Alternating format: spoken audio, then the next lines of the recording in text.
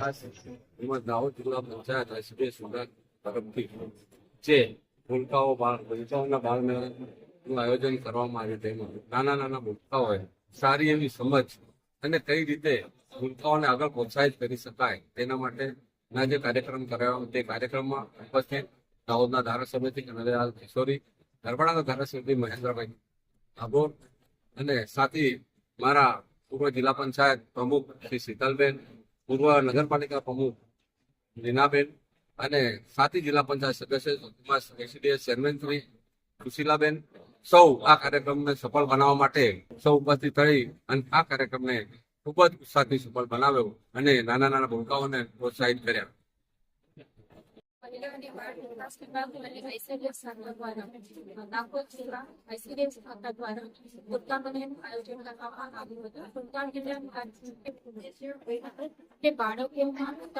વિવિધ સર્વાંગી વિકાસોને લોકો સુધી પહોંચાડવી અને બાળકોને વધારે ઉત્સાહિત બાળકોને અંગણવાડીમાં આવવા માટે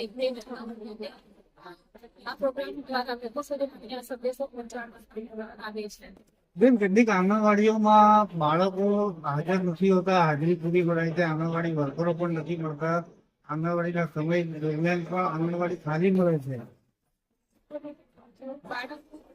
બાળકોમાં આંગણવાડી કેન્દ્રનો સમય આવવાનો સમય એ લોકોને 9:30 3:30 છે. અમારી 11 વાગે મુલાકાત હતી. રામગઢ વિસ્તારમાં એક પણ 5 આંગણવાડીમાં એક પણ બાળક નથી મળે. ક્ષેત્રમાંથી જેમ દેશભક્તિ પણ વિકસિત આવ્યું અને હમણાં સૌથી વિશેષ વસ્તુ વાત કરું તો આમાં મોબાઈલમાં આવ્યું ફેસબુક ને ગૂગલ ને ટિકટોક ને. હવે આપણે બધા જ જોઈએ છે કે દરેક જગ્યાએ બાળકોને મોટે ભાગે રમવા માટે શું આપે છે? મોબાઈલ.